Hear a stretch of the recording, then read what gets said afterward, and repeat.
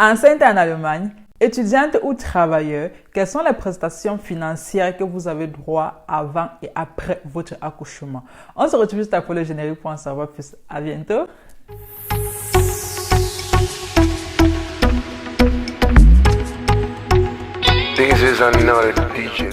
Coucou, bonjour tout le monde, bienvenue sur ma chaîne, moi c'est Reza. Vous l'avez sûrement deviné, aujourd'hui on va parler du Mutterschutz, c'est-à-dire en français la protection maternité. Si tu es nouveau sur ma chaîne, n'hésite pas à t'abonner et surtout à cliquer sur la cloche de notification afin d'être informé de mes nouvelles vidéos. Si mes vidéos te plaisent aussi, n'oublie pas de mettre un pouce bleu, c'est gratuit. Je disais tantôt qu'on va parler du Mutterschutz. C'est Mutterschutz qui vous protège de tout licenciement pendant votre grossesse et après votre accouchement. C'est même Mutterschutz qui préserve votre santé et celle de votre bébé pendant la grossesse et après votre période d'accouchement, qui préserve aussi l'allaitement de votre bébé, qui garantit votre revenu pendant toute la période que vous n'êtes pas autorisé à travailler. Toute personne faisant une formation en Allemagne, c'est-à-dire un Ausbildung, tout étudiant, tout élève, tout travailleur, a droit au Mutterschutz, c'est-à-dire à la protection maternité. Ça, c'est vos droits en tant que femme enceinte en Allemagne.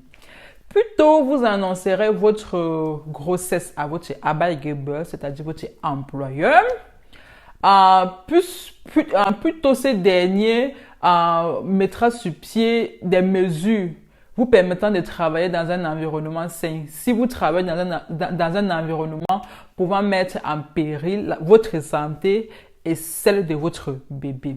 Et pour cela, il vous faut juste un certificat médical de votre médecin et ainsi votre employeur adaptera vos conditions et votre environnement de travail afin que vous puissiez continuer à travailler là et la santé de votre bébé et votre santé ne sera pas en péril. S'il ne peut pas faire cela, à défaut, vous continuerez à travailler à un autre poste. C'est très important si vous travaillez dans un environnement pouvant mettre en péril votre santé et celle de votre bébé. Vous pouvez aussi contacter le Betriebsrat de votre entreprise et poser toutes vos questions en ce qui concerne le Mutterschutz et ils vous diront comment vous allez vous prendre. C'est aussi une possibilité. 6 semaines avant la date d'accouchement prévue par votre médecin ou bien votre Hebamme, vous n'avez plus le droit de travailler. Ça, c'est ce qu'on appelle le Schutzfrist. Si votre bébé vient au monde plus tôt, là, votre congé maternité se prolonge de quelques jours que vous n'avez pas pu profiter, puisque votre bébé est venu au monde plus tôt, quoi. Vous voyez? Dans les quelques jours que vous n'avez pas profité des 6 semaines là, ça prolonge votre congé maternité. Les 6 semaines avant la date de votre accouchement prévu, vous pouvez décider de travailler aussi. Ça dépend de vous. Donc, vous avez le choix. Soit vous travaillez, soit vous ne travaillez pas. Mais le Mutterschutz vous protège. Donc, vous pouvez décider de ne pas travailler aussi pendant les 6 semaines là prévues avant la date de votre accouchement. Maintenant, après la naissance de votre enfant, vous avez 8 semaines que vous ne devez pas du tout travailler, que vous le vouliez ou que vous le souhaitez ou pas, vous n'avez pas le droit de travailler après la naissance de votre enfant, c'est-à-dire les 8 semaines là. Si vous avez un enfant prématuré ou bien si vous avez accouché des jumeaux ou bien des trilingues, votre congé maternité ne sera plus de 8 semaines, mais plutôt de 12 semaines. Si aussi vous avez eu un enfant handicapé, vous pouvez faire une demande. Ainsi, votre congé maternité sera prolongé de 12 semaines. Mais là, c'est par demande.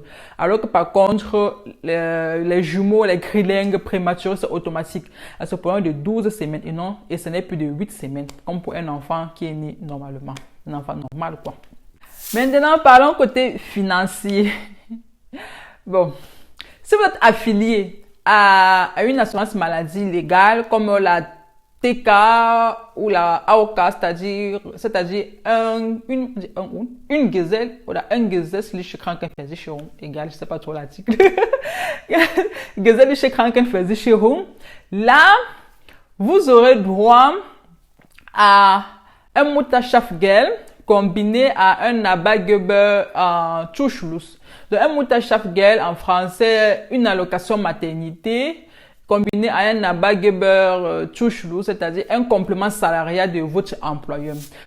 Arbeitgeber Zuschluss et le Mutterschaftsgeld, les deux là combinés correspondent normalement au revenu moyen, à votre revenu moyen des 3 mois précédant la naissance de votre bébé. Donc c'est ça que vous recevrez pendant la période de votre congé maternité. Maintenant, si vous êtes affilié si vous êtes affilié à une assurance maladie légale comme c'est-à-dire gesetzliche Krankenversicherung, vous avez aussi droit d'avoir une Hebamme, c'est-à-dire une sage-femme qui viendra chez vous, qui peut venir chez vous à votre domicile, vous aider pendant les premières semaines avec votre bébé ou quoi. Et là, l'assurance maladie prend ça en charge. Les premières semaines de votre accouchement, la Hebamme vous aide, la sage-femme vous aide peut-être avec le cordon ombilical de votre enfant, changer les couches, je sais pas trop comment, vous répondre à vos différentes préoccupations, quoi. Et là, c'est votre assurance maladie qui prend ses coûts en charge. Donc ça, c'était tout avec pour la Hebamme. Maintenant, on va parler de, si vous avez peut-être eu, après les 8 mois, ou bien après les 12 mois, en fonction de ce que vous avez eu, si votre bébé est né normalement ou pas, vous pouvez demander un Elterngeld, c'est-à-dire entrer dans le Elternzeit. Si vous n'avez pas encore regardé ma vidéo sur le Elterngeld et les congés paternité ou bien les congés maternité, je vous conseille vivement d'aller le faire. Je vous le recommande vivement car il vous sera très utile. Car après les 8 mois ou les 12 mois, vous pouvez prendre un congé paternité. Et tout est expliqué dans cette vidéo-là. Ou bien, parce qu'après les 8 mois ou les 12 mois, vous êtes dans l'obligation d'aller travailler. Si vous n'avez pas pris de congé paternité ou bien de congé maternité, on parlait de la femme, donc de congé maternité, là, vous devez aller travailler. Si vous ne prenez pas de congé maternité, vous êtes dans l'obligation d'amener votre bébé au travail si vous allaitez. Donc, si vous allaitez, vous êtes dans l'obligation d'amener votre bébé au travail.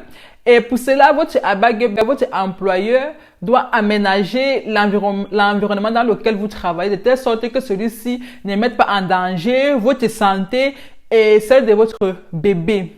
Et vous avez aussi des pauses rémunérées pour allaiter votre bébé. Donc, c'est-à-dire que pendant que vous allaitez votre bébé, pendant la pause, on vous paye pour ça. Donc, c'est ça son obligation en tant qu'employeur. Et vous êtes dans l'obligation de venir travailler. Si vous n'avez pas pris de Elternzeit et que votre employeur est dans l'impossibilité de faire cela, c'est-à-dire d'arranger l'environnement avec des endroits privés pour vous permettre d'allaiter votre bébé si vous allaitez parce que vous allez l'amener au boulot avec vous, là, vous avez le droit de ne pas venir travailler. Vous avez le droit de ne pas venir travailler parce que c'est votre droit. Et en fait, vous avez ce qu'on appelle le Mutterschutzlohn qui vous protège.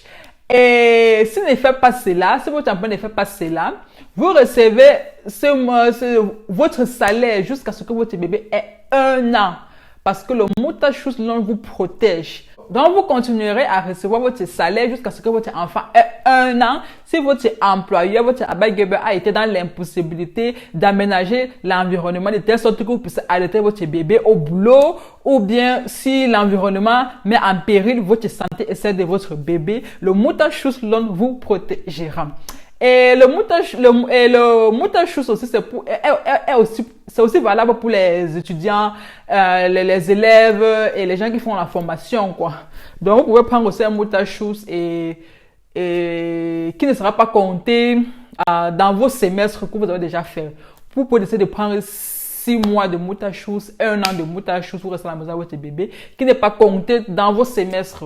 Quand j'ai dit que ce n'est pas pris en compte, c'est-à-dire que ce n'est pas compté parmi les semestres où vous avez eu à faire les formations, les cours, les classes, les examens et tout, donc on ne prend pas ça en compte, quoi. Donc, si vous êtes étudiante ou bien élève et que vous êtes enceinte, n'hésitez pas à prendre un Mutterschutz de 6 mois, c'est-à-dire 6 mois frei, ou bien 1 an frei pour élever votre enfant, pour rester avec votre enfant, passer du temps avec votre enfant. N'hésitez pas, car vous avez un Mutterschutz qui vous protège. Nous sommes arrivés au terme de cette vidéo. Je mettrai le lien dans la barre de description pour que vous puissiez vous en informer dessus sur le sujet en question. Si la vidéo t'a plu et que tu l'as trouvé intéressant, n'hésite pas à me mettre un pouce bleu, c'est gratuit, afin de m'encourager aussi, quoi. Et n'hésite pas aussi à t'abonner, à liker et à cliquer sur la cloche de notification afin d'être informé de mes nouvelles vidéos. On se retrouve la semaine prochaine pour une nouvelle vidéo. Entre-temps, portez-vous bien. Je vous fais de gros bisous. Ciao. Bye.